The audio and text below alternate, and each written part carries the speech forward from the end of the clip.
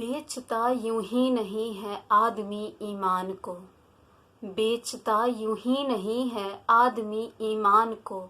भूख ले जाती है ऐसे मोड़ पर इंसान को।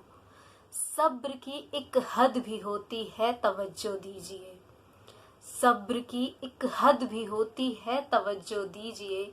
गर्म रखें कब तलक नारों से दस्तरख्वान को।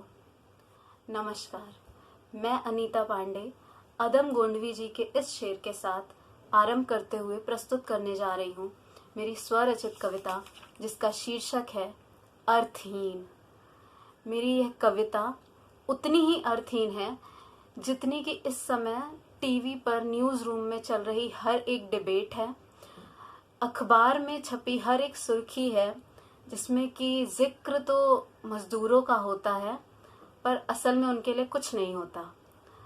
हर उस घोषणा का है जो हमारी व्यवस्थाएं करती आ रही हैं, हर उस पैकेज का है। जितनी निरर्थकता उनकी है उतनी ही निरर्थक मेरी ये कविता है, जिससे वास्तविक जिंदगी में उन मजदूरों की, उन लोगों की जो हमारे समाज का एक बहुत अहम हिस्सा है, उनकी ज़िंदगी में, उनकी वास्तविक ज़िंदगी में कोई ख़ास फ़र्क नहीं पड़ता। ना मेरी इस कविता से, ना ही उस न्यूज़ रिपोर्ट से, ना ही किसी डिबेट से, और ना ही बड़ी बड़ी घोषणाओं से। तो शुरू करते हैं मेरी ये कविता। यह वर्तमान वह काल है जो लंबे अरसे तक संग होगा। यह वर्तमान वह काल है जो लंबे अरसे तक संग होगा। जिन दृश्यों के दर्शन है किए वह नैनों में अंकित होगा। यह वर्तमान वह काल है जो लंबे अरसे तक संग होगा। जिन दृश्यों के दर्शन है किए वह नैनों में अंकित होगा।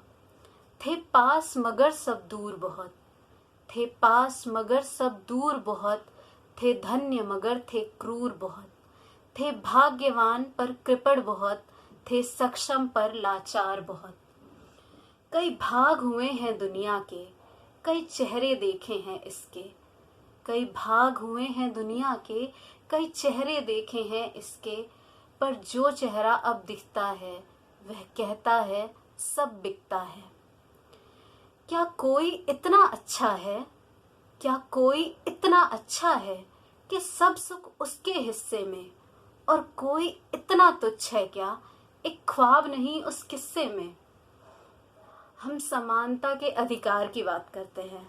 हमारा संविधान, हम ऐसे देश में रहते हैं जिसका संविधान बड़े बड़े अक्षरों में समानता के अधिकार की बात करता है, राइट टू इक्वालिटी की बात करता है। पर जब ऐसी स्थितियां हम अपने सामने देखते हैं तो मुझे लगता है कि ये सारी बातें बहुत ही किताबी हो जाती हैं, बहुत बेमानी सी हो जाती हैं, इनका कोई अर्थ नहीं रह जाता।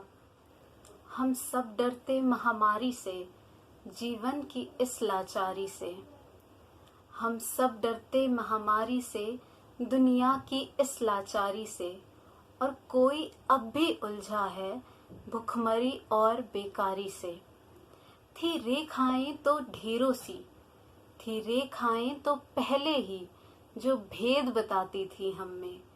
पर अब जो रेखा चिन्हित है नहीं मिटेगी सदियों सदियों तक। हम बहुत बड़ी बड़ी बातें करते हैं। हम मंगल ग्रह पे जाने की बातें करते हैं, हम बुलेट ट्रेन चलाने की बातें करते हैं। पर जब हम अपने समाज में ऐसी स्थिति देखते हैं अपने ही लोगों की, कि उन्हें वापस घर जाने के लिए पैदल चलने का सहारा लेना पड़ रहा है, पैदल चलना पड़ रहा है कई 100 किलोमीटर, और वो सही सलामत अपने घर तक नहीं वहाँ पहुँच पा रहे हैं। तो ऐसी स्थिति जब हमें देखने को मिलती है, उसमें हमें ये स्वीकार कर लेना चाहिए कि जो ये बड़ी बड़ी बातें हैं और जो ये हमारी वास्तविक स्थिति है, ये दोनों दो अलग अलग दुनिया की बातें हैं, और ये कहीं ना कहीं तालमेल नहीं बैठा पा रही हैं। और इसमें दोष हमारा है, as a society, as a nation हम बहुत बुरी तरह फेल हुए हैं। और जो मजदूरों के मन में जो ऐसा समाज है, जो ऐसा तबका है, जो उनके मन में एक विश्वास था इस सिस्टम के प्रति, इस व्यवस्था के प्रति, वो बहुत बुरी तरह से टूट चुका है। और अब अगर कोशिश नहीं की गई उसे दोबारा उस ढांचे को बनाने की, मजबूत बनाने की, तो हम एक सोसाइटी के तौर पर बिखर जाएंगे। हम ऑलरेडी बहुत कमज़ोर हो चुके हैं, और अगर वो विश्वास दोबारा बनाने की कोशिश नहीं की गई तो हम बहुत बुरी तरह से फेल होने वाले हैं। फेल हम ऑलरेडी हो चुके हैं। हमें अपनी हार एक्सेप्ट करनी चाहिए, बट उसके साथ साथ हमें आगे सुधारने की कोशिश करनी चाहिए खुद को। तो यह खेल व्यवस्था का जो है, यह खेल व्यवस्था का जो है, यह ढकोसला सत्ता का है। वो जो अदृश्य से दिखते हैं, इतिहास देश का लिखते हैं।